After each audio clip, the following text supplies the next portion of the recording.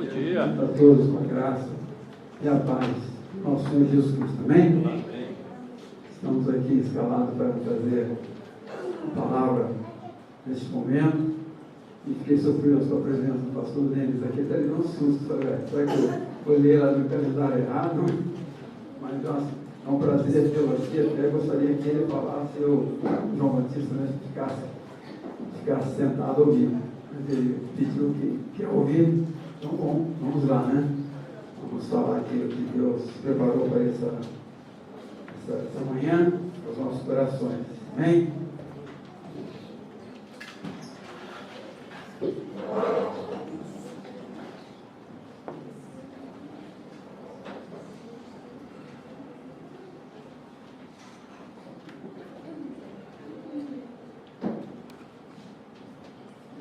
Nós vamos ler hoje, nós vamos falar sobre, nós vamos encerrando o período de estudo do ministério de Jesus Cristo, o período que ele esteve aqui em carne, trazendo ensinamentos, também considerado como mestre. Uma das atribuições e qualidades de Jesus Cristo era ensinar a verdade, ensinar aquilo realmente que vinha de Deus, ensinar o que estava espiritualmente escrito na palavra, não literalmente como os fariseus, como o povo, a liderança interpretava a Bíblia naqueles tempos. Esse era o conflito que Jesus Cristo tinha. Os religiosos, no período que ele esteve aqui, debateu muito, principalmente os fariseus e os saduceus, porque eles estavam interpretando a Bíblia apenas literalmente, principalmente os saduceus. E Jesus Cristo tinha vários momentos de dificuldade e atritos, porque ele era muito questionado por essa liderança. Então, o estudo que nós vamos hoje apresentar, ele se encontra no livro de Mateus, capítulo 16, e também em Lucas, capítulo 12, do 1 ao 12. Mas nós preferimos ler aqui o que está no livro de Mateus, capítulo 16, depois vocês podem ver também no Lucas, capítulo 12, de 1 a 12. Amém?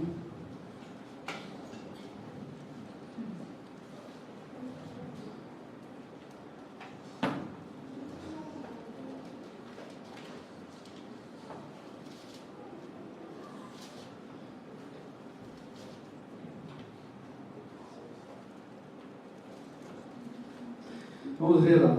Diz assim, ó. A mesa não foi feita para mim.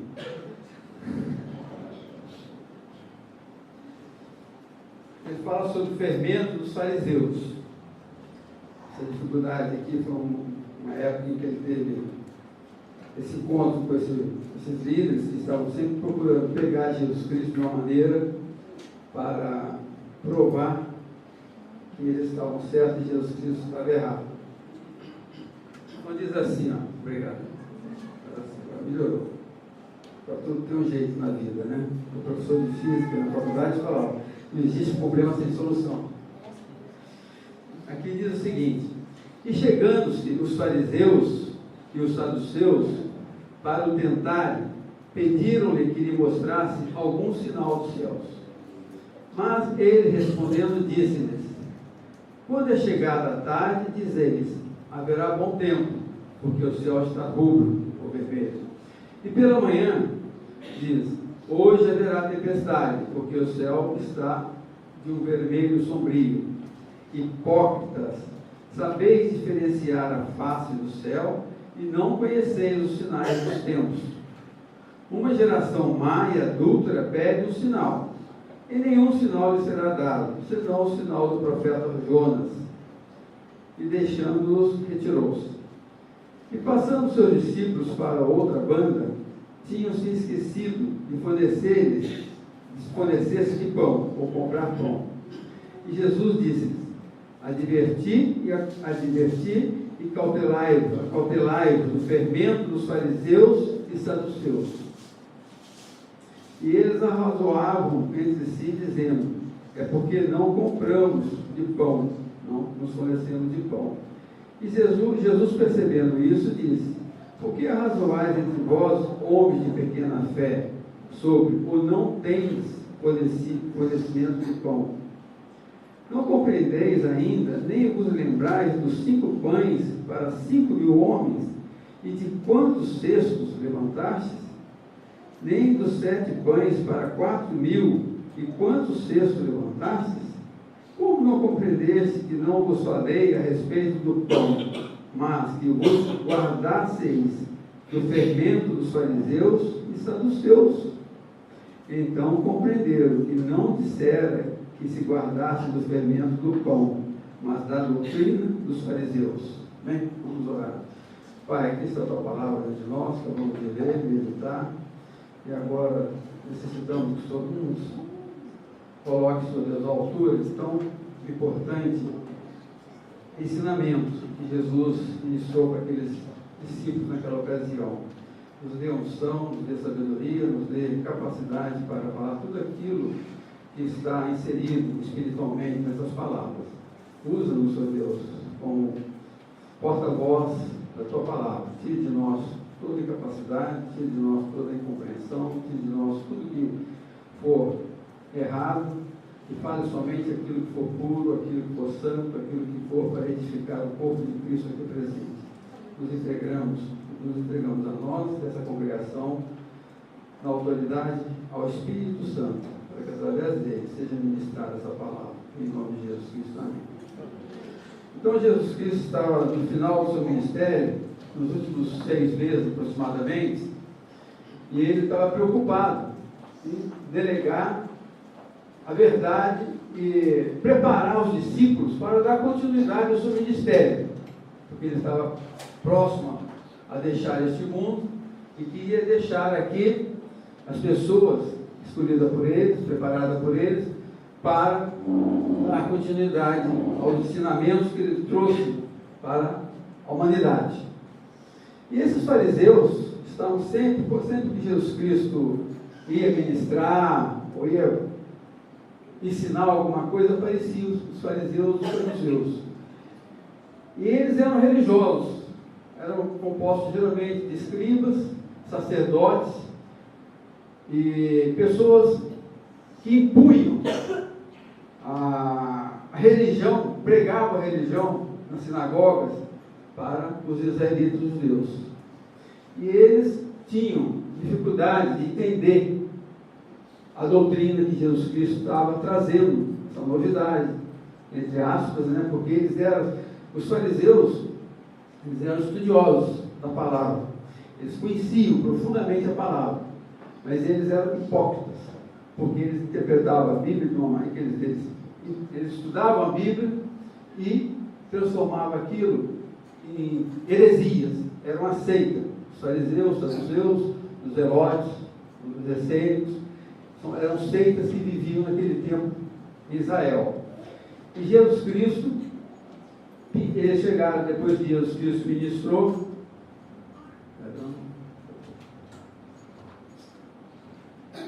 Depois que Jesus Cristo ministrou, eles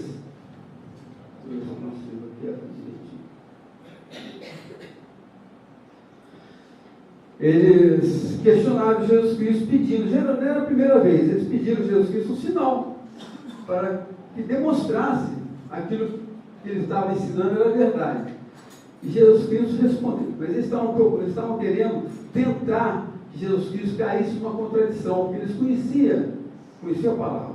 Então eles estavam procurando colocar Jesus Cristo numa armadilha para que ele fosse apanhado, né? Como muitas vezes eles tentaram Jesus Cristo, teve aquele problema com aquela adulta, aquela mulher adulta, e outros momentos que eles sempre estavam confrontando Jesus Cristo. Eles pediram um sinal para Jesus Cristo. E Jesus Cristo falou assim: vocês conhecem o tempo, né? Quando o sol está, quando o dia está claro, bonito, o sol, né, bonito, todo mundo vê que não vai chover. Mas quando está com aquelas nuvens pesadas, nós sabemos que deve chover. A roça é fundamental, e o pessoal da roça, a gente está sempre na roça, na agricultura, a gente sabe. Eu até me orgulho um pouquinho, que eu falo até melhor que meus empregados lá. Eu falei, 3 horas, quando começa o vento também, né? Quando você vê o lado que está vindo as nuvens, as nuvens vêm de uma região, você sabe que não vai chover naquele local. Mas quando ela vem no lado sul, geralmente ela chove. E eu falei para o meu leiteiro, estava recebendo leite, eu falei, acho que vai chover hoje. Ele falou, talvez lá de noite. Afinal, acho que vai chover daqui a pouquinho. Daí meia hora que é uma motorona. Quer dizer, a gente vai aprendendo a conhecer os tempos. E eles, Jesus Cristo estava falando que eles conheciam, né? O céu, olhando para o céu, sabia, mas não conhecia a palavra. Eles eram hipócritas, né? Porque interpretavam errado. Hipócrita, o que quer dizer fariseus? Fariseus, eu escrevi aqui, mas está dando um problema aqui, não sei como é que eu vou fazer. Vamos ver. Eu vou falar para vocês. Geralmente nós sabemos que fariseus é um sinônimo de hipócrita, falso, né? Legalista, tradicionalista, impondo a tradição.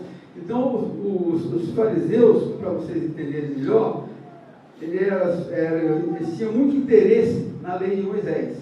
Muito interesse na lei de Moisés. Eles conferiam as coisas e ficavam só nas tradições do povo, das tradições da nação. Dava muita importância às tradições. E colocava até certas tradições que não tinha na Bíblia, como comer sem lavar as mãos. Santa ocasião, eles condenaram Jesus Cristo porque os discípulos estavam comendo sem lavar a mão, porque era tradicional, a tradição deles, lavar os pés. Então eles impunham esse jugo sobre o povo. Criam na existência, os fariseus, eles criam na existência de anjos e demônios. Os fariseus também criam na vida futura, no espírito, na vida depois da morte. Eles também davam grande importância ao aspecto prático dos ensinamentos, né, com as orações, principalmente em público. Eles gostavam muito de aparecer em público, né? Pregavam arrependimento, mas não se arrependiam. Faziam obras sociais, entre aspas, exploravam as viúvas. A palavra diz que eles exploravam as viúvas, né? Obras sociais, entre aspas, né? Eles eram poucos em números, mas tinham muita influência social e política. Eram considerados pessoas importantes. A maioria dos escribas pertenciam a essa seita, né? Eles eram também separatistas. Fariseu quer dizer separados. E por eles serem separados, eles achavam que eram mais importantes, né? E eram, assim, preconceituosos contra os pobres, né? Jesus, ele não condenava a ortodoxia deles, mas condenava a maneira como eles liam a palavra e interpretavam erradamente, a maneira como eles pregavam e faziam o oposto. Eram fingidos. Essa é a palavra certa, fingidos e hipócritas. Essa é a seita dos fariseus. E grande parte deles pertencia ao clero, sacerdote, eram sacerdotes, eram homens religiosos, puritanos. E os saduceus? Os saduceus eram uma raça, eram uma seita um pouco menor, né, composta de ricos, eles eram ricos e aristocratas. Eles não acreditavam nos anjos, eles não acreditavam em demônios, eles não acreditavam na vida após a morte. E os saduceus, eles só consideravam como canônicos os livros dos Pentateucos, só os 5 livros de Moisés. Os saduceus, a partir dos livros dos profetas, eles achavam que eram livros normais, só consideravam os livros canônicos, os livros de Moisés, né? Eles eram também simpáticos à cultura helenista, eram poucas pessoas, era um grupo menor e não tinha assim apoio popular. Eles não tinham assim apoio popular, eram pessoas que não tinham assim muita afinidade com o povo não tinha muito interesse em ouvi-los. E esse grupo de pessoas, que eram os religiosos, é o que dominava, né, a parte espiritual do povo, da religião naquela época. O maior problema deles era que eles eram falsos. E, principalmente, a doutrina que eles pregavam era uma liderança e uma doutrina contrária ao que está escrito na palavra de Deus. Por isso que eles tinham bastante conflito e dificuldade de entender a palavra. Os fariseus interpretavam a Bíblia pessoal do Velho Testamento que existia, apenas literalmente. A Bíblia é um livro espiritual. Se você não procurar entender a Bíblia espiritualmente, você não vai a lugar nenhum. É um livro espiritual. E eles só interpretavam a Bíblia literalmente e impunham o legalismo à lei. Ele impôs a lei. Para eles a lei era tudo. E nós vimos que pela lei não conseguiu salvar ninguém, por isso foi necessário Jesus Cristo vir aqui, né, na dispensação, no tempo da graça que nós estamos vivendo, e pela fé. Nós somos salvos pela fé, não é pela lei, porque pela lei jamais alguém conseguiria. Se alguém se salvasse pela lei, não haveria necessidade de Jesus Cristo vir aqui. Então, Jesus Cristo estava preocupado em orientar os discípulos com a verdadeira doutrina da palavra de Deus.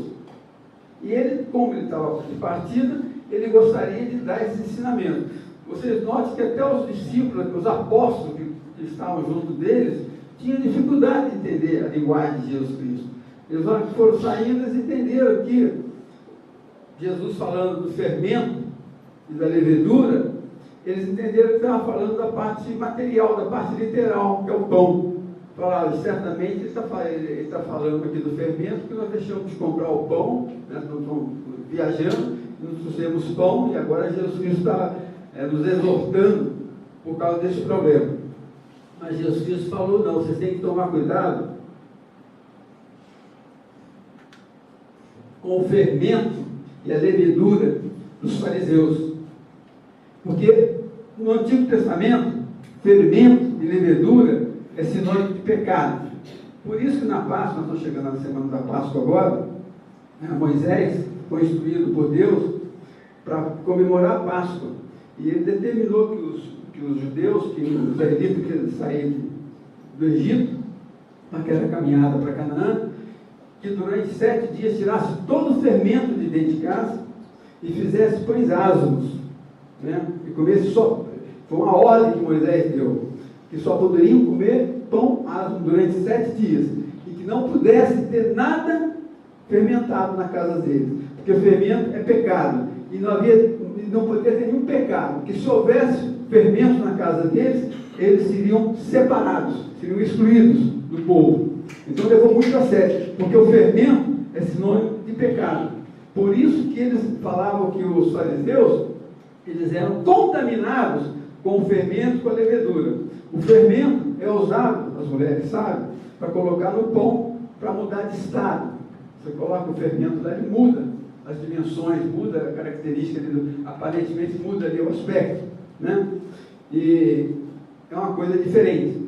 E a levedura também, ela transforma o suco de uva em vinho. Então são substâncias que transformam a natureza, né, a qualidade do material. E eles eram considerados como, eles estavam impregnados com esse fermento, com essa levedura, que contaminava a doutrina de Deus. Por isso que o fermento e a levedura é considerado na Bíblia como algo perigoso, porque um pouquinho de fermento pode estragar toda a massa.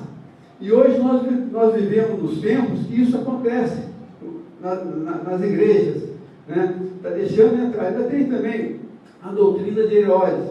A doutrina de Herodes, ela está mais assim, hoje, semelhante ao que está acontecendo nos nossos tempos.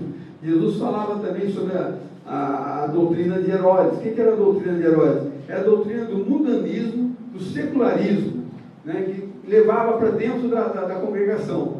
Então, hoje nós vivemos, nesses tempos, que o mundanismo, né, e a secularidade está contaminando as igrejas. Quer dizer, a igreja, ela tem que sair para o mundo, mas o mundo está entrando dentro da igreja.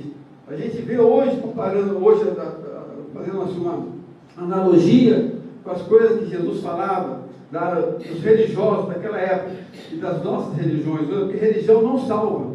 Então, os fariseus consideravam que a religião era essencial, mas eles pregavam uma religião falsa, não eram sinceros, e eles pregavam algo e faziam diferente. Então, a preocupação de Jesus Cristo é exatamente com esse tipo de pregação, que nós pregamos uma coisa, falamos uma coisa aqui, louvamos, maravilhoso a gente aqui dentro, né? O pastor Wagner falava, né? Quando muitas pessoas não estão cantando, é a hora que está pecando, né?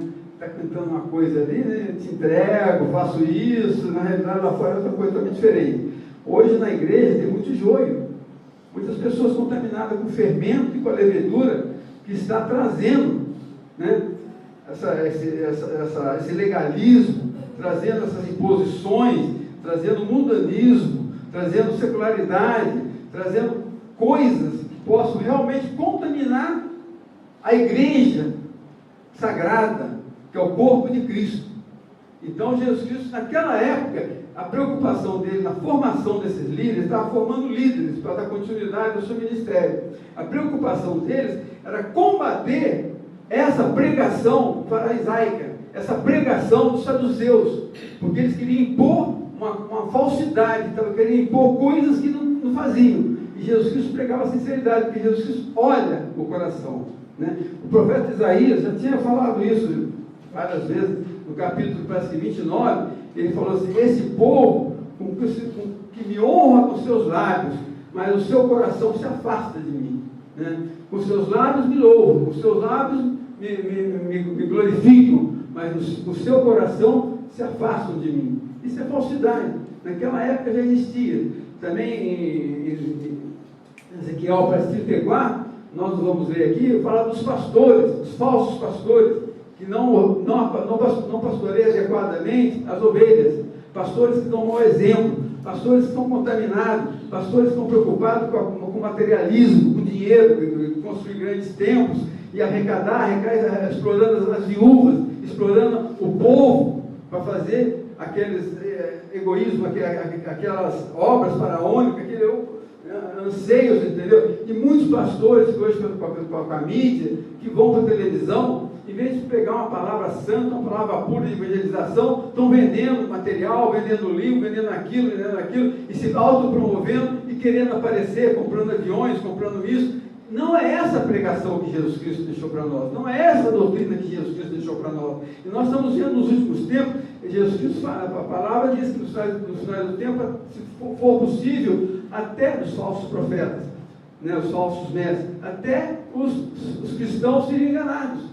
E nós estamos vivendo esse tempo, nós estamos vivendo o tempo da dispensação, nós estamos vivendo o tempo o tempo da graça, onde nós temos que estar preocupados, onde nós devemos estar procurando estudar a Bíblia espiritualmente, orando, meditando e comparando realmente se aquilo que está entrando nos nossos ouvidos, se é aquilo que o Espírito Santo está colocando no nosso coração.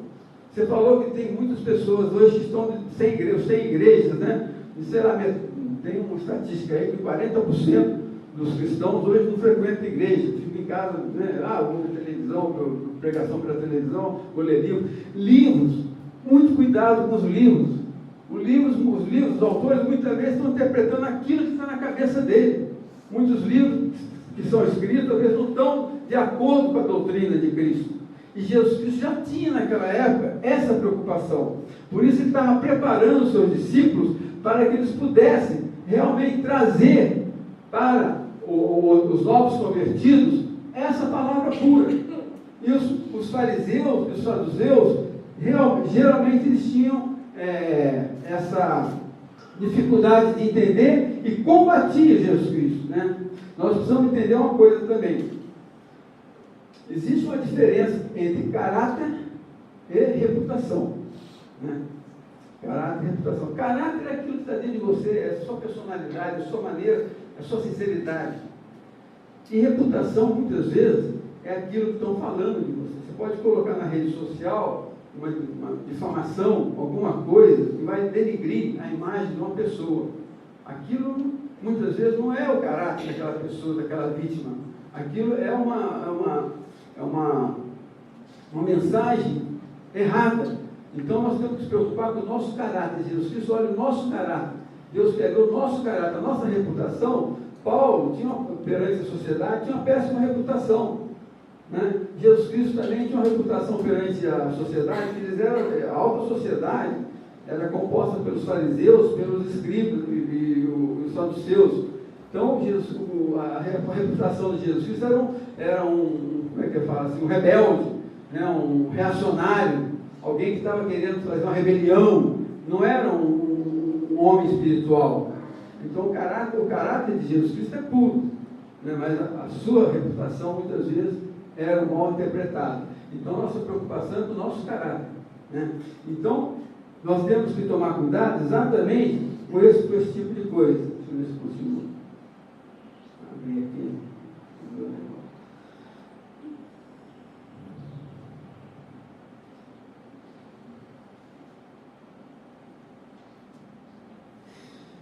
Então a mensagem que nós vamos passar para os irmãos é exatamente essa, entendeu? É a mensagem que o fermento pode realmente contaminar. O fermento é o pecado. O pecado está no mundo. E esse pecado, entendeu? Pode, nós cantando essa música aqui, todo dia o pecado me chama para pecar. Mas nós temos que ter uma ligação, um relacionamento profundo com Deus. Nós temos que estar constantemente meditando, constantemente em oração, constantemente analisando, para que a gente se desvie do pecado. Eu não vou falar que eu sou santo, não vou falar que eu sou, também não posso, estou pregando aqui, estou falando aqui, porque Deus me colocou para trazer essa mensagem. Mas eu sou pecador, como os demais, sou pecador. Mas pela graça e misericórdia de Cristo, eu encontrei a salvação, eu encontrei uma salvação. E todo dia o pecado me ronda. Mas eu procuro ser íntegro, eu procuro transmitir para os meus semelhantes, as pessoas que estão ao meu redor, esses ensinamentos. Eu tenho que fazer a diferença. Quando a pessoa vai conversar comigo, eu tenho que ter uma palavra diferente da maneira que eles falam. Tem um agir diferente, nós temos que agir diferente. O mundo nos odeia, porque nós não somos do mundo, Jesus Cristo falou, também o de hoje, Jesus Cristo. Então nós não temos que preocupar com o mundo nesse aspecto, mas temos que preocupar com a salvação do mundo, como Jesus Cristo veio aqui. Mas transmitir a verdade, e essa verdade é essa verdade que Jesus Cristo trouxe para nós. E o nosso testemunho, como diz, é o quinto evangelho. Nós temos que ser sal da terra, luz do mundo.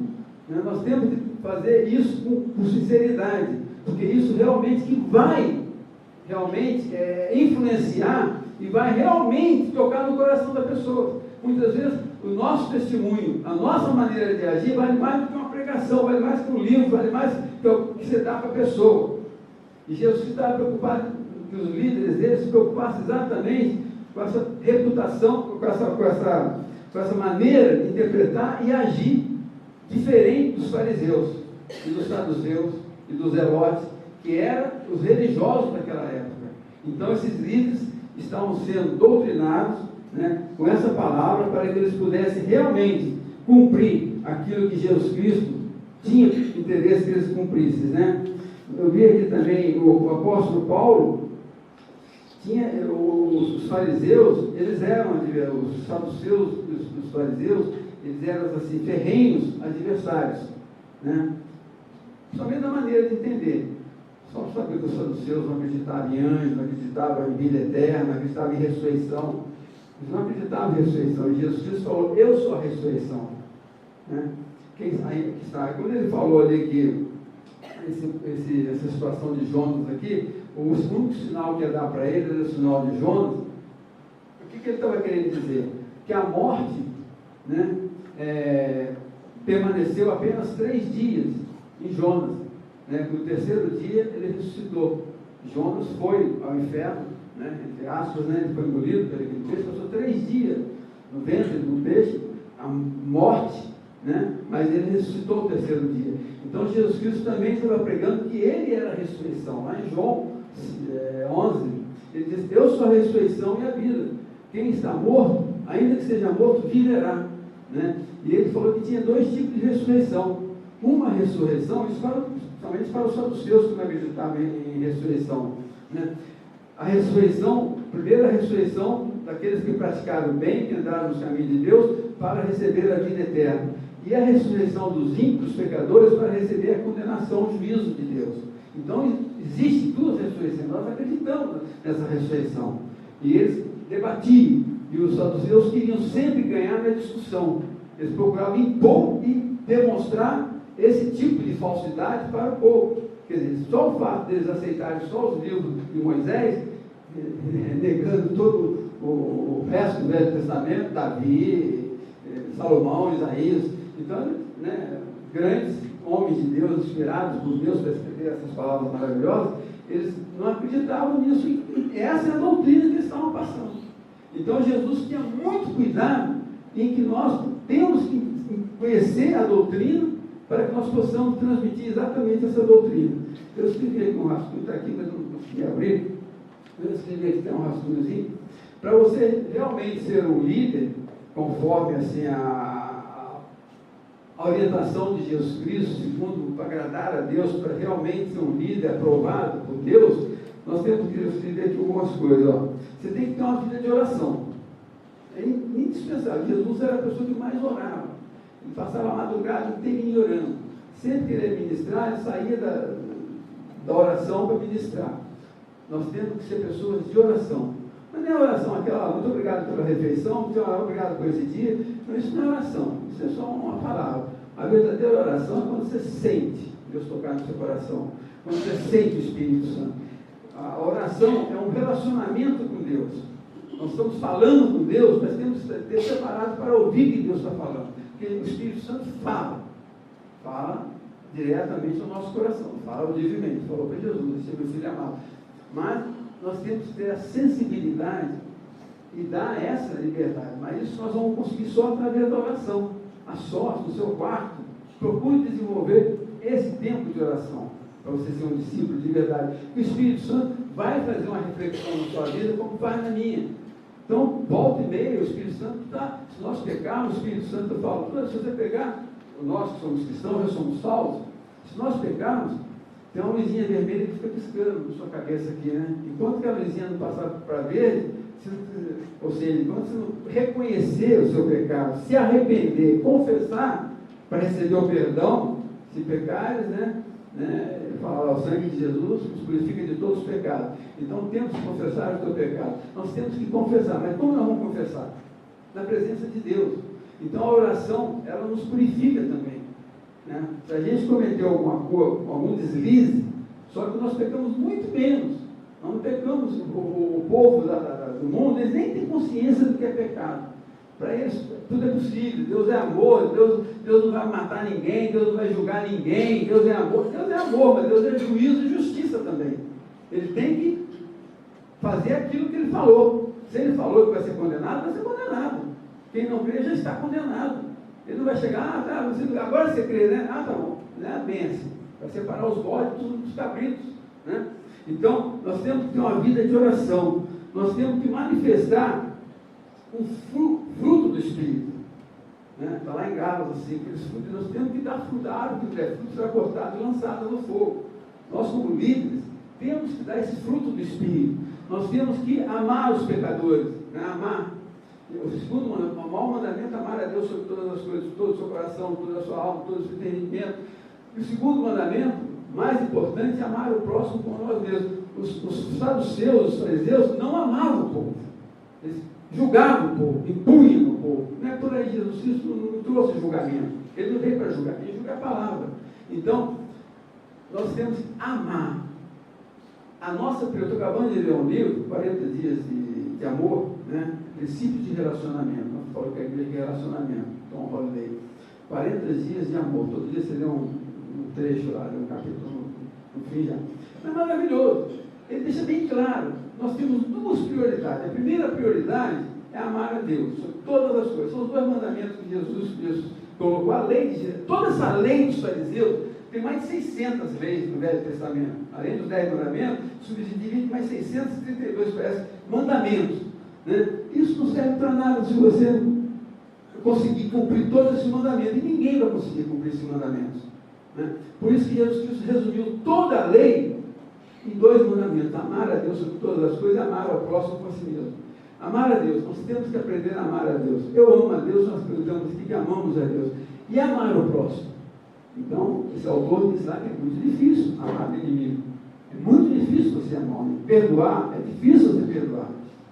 Então, para nós realmente cumprir o segundo mandamento, que é amar o próximo como nós mesmos, nós temos que pedir força espiritual, pedir para Jesus Cristo nos dar força. Amar o nosso inimigo é difícil, é impossível. O autor disse que lá é impossível você amar pelas suas forças naturais, canais, é impossível você amar uma pessoa que te magoou, que fez a maior barbaridade na sua família. Mas o Espírito Santo te dá força para você amar essa pessoa. E é um mandamento, amor. Jesus pregou amor, esse é o verdadeiro amor. Perdoar, tem que perdoar. Julgar, nós não devemos julgar. Aquela parábola lá que ele fala, tira primeiro, você quer tirar o cisto do olho do seu próximo, quando tem um morão no seu olho aqui, entendeu? Hipocrisia, falsidade, como é que você vai julgar, entendeu? Tendo um pecado muito maior, isso tudo se resume nos mandamentos de amor ao próximo. Você ama realmente a pessoa, você tem que procurar ajudar aquela pessoa. Está entendendo? Com muito cuidado, você tem um cisco, eu também tenho, eu já passei por isso, vamos aqui. É com amor, não com julgamento. Nós não temos o direito de julgar ninguém. Quem julga vai ser Deus que vai julgar. Nós vamos prestar conta para Deus. Então, temos que desenvolver amor ao próximo, né? Detestar o mal, né? Detestar o mal. Olha, eu faço tal, ultimamente, fazendo um retrospecto, vai chegando no cabelo branco, a gente começa a fazer reflexões, né? Ele está preparado para ir. Eu estou, graças a Deus, estou super preparado. Se Deus me chamar hoje, eu estou quase igual a Paulo, né? Para mim, morrer é Cristo, viver é lucro, né? Para mim, viver é Cristo, morrer é lucro. Estou quase chegando a esse ponto. Mas você tem que fazer uma reflexão. Isso tudo aqui é para vocês refletirem em casa, como eu estou refletindo. O Espírito está falando comigo, certo? Então, nós temos, entendeu? Combater o mal. Tudo que for mal, eu olho assim e falo, pô, Jesus Cristo está do meu lado. Ele está vendo o que eu estou fazendo. Ele está aqui, ele falou que estou convosco todos os dias. Ele está aqui, eu não posso fazer isso. Oportunidade, nós estamos no Brasil, a nação Brasil, quanta corrupção, quanta maldade, quantas pessoas passando necessidade, quantas pessoas estão tirando da boca dos pobres coitados lá, né? Ou na Suíça, vai morrer todo mundo. Daqui a pouquinho as pessoas corruptas estão todos aí, já são passadas. É maldade. Nós temos que combater o mal. O verdadeiro líder tem que combater o mal, tem que falar contra o pecado, contra a pessoa, contra o pecado, certo? Procurar fazer 4 coisas: honrar a Cristo, conduzir a igreja à santificação, salvar os perdidos, proclamar e defender o Evangelho de Cristo, né? Sem procurar explorar a igreja, sem procurar explorar os irmãos. Então, esse aqui é um resumo que nós temos que procurar fazer como líderes. Nós somos discípulos. A partir do momento que você aceita Jesus Cristo, você automaticamente está se tornando um discípulo. Tem o curso discipulado aqui, para nós irmos e pregar o Evangelho a toda criatura, e até os confins da terra. Nós temos que pregar, não precisa ir lá para a Índia, lá para Afeganistão, lá para a Arábia Saudita. Nós temos que pregar dentro do prédio que nós moramos, no escritório que nós trabalhamos, entendeu? Nós somos pregar de várias maneiras, no nosso testemunho, né, com nossas palavras, né, o nosso modo de agir, né? Isso tudo faz parte dessa sã doutrina, não aquela doutrina falsa que os fariseus estavam impondo. Então os fariseus, eles estavam realmente condenados, porque eram hipócritas, fingidos, legalistas, tradicionais, e queriam combater Jesus Cristo, confrontar Jesus Cristo. Ainda era, entre aspas, cara de pau. Fazia tudo errado e ainda queria provar que Jesus Cristo estava errado. Olha só a cabeça daquele pessoal. Eles sacrificaram Jesus Cristo. Por isso que Jesus Cristo falou que essa geração será destruída. Aquela geração foi destruída. No ano 70, o general Tito foi lá e destruiu, arrasou a nação de Israel. Se espalharam para o mundo inteiro. No ano 70, 30 e poucos anos depois que Jesus morreu, Roma, os zelotes, né, que eram realmente reacionários e rebeldes, que vinham confrontando Roma, eles formaram uma rebelião no ano 70, no ano 66, 70, e o imperador Vespasiano mandou seu filho, o general Tito, depois se tornou também o imperador, e lá e arrasou Israel, matou todos, só dentro daquele tempo lá, todo mundo fugiu para dentro do templo, que achava que o templo era o gaçando, que eles não iam atacar. Aí o cara jogou fogo lá, queimou todo mundo lá. Por quê? Geração má, justiça, geração má.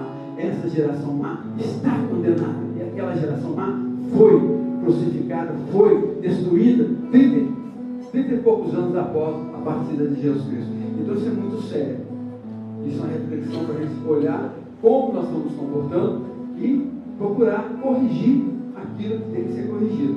Através de oração, meditação, lendo a Bíblia e procurando praticar, né? Conhecer não salva ninguém, né? Até o diabo conhece, melhor do que nós a Bíblia, morou lá no céu, mas não é só conhecimento, é praticar, põe ação, e isso nós conseguiremos através do Espírito Santo. Por isso que o Espírito Santo está conosco aqui, para nos capacitar a ser verdadeiros discípulos, verdadeiros pastores, verdadeiros proclamadores dessa palavra, jamais como os fariseus e os saduceus interpretavam a palavra de Deus. Amém? Que Deus possa nos abençoar. Vamos orar. Pai querido, muito obrigado por esse momento que passamos aqui, estudando a tua palavra com nossos irmãos. entregamos agora aquilo que nós tivemos condições de passar, para que o Espírito Santo complete em cada coração, e que nós possamos sair daqui, Senhor, agraciados com a tua bênção, com a tua graça, com a tua santa proteção, e que nós possamos realmente ser verdadeira testemunha de Jesus Cristo, ser sal da terra, luz do mundo, e possamos dar, Senhor Deus, aquilo que nós recebemos do Senhor. De graça recebemos, de graça nós vamos dar para os nossos semelhantes, sobretudo amando o próximo como a nós mesmos, Pai. Que a graça do nosso Senhor Jesus Cristo, o amor de Deus e a comunhão do Espírito Santo seja derramada em cada coração aqui presente nessa manhã, em nome de Jesus Cristo. Amém. Deus nos abençoe.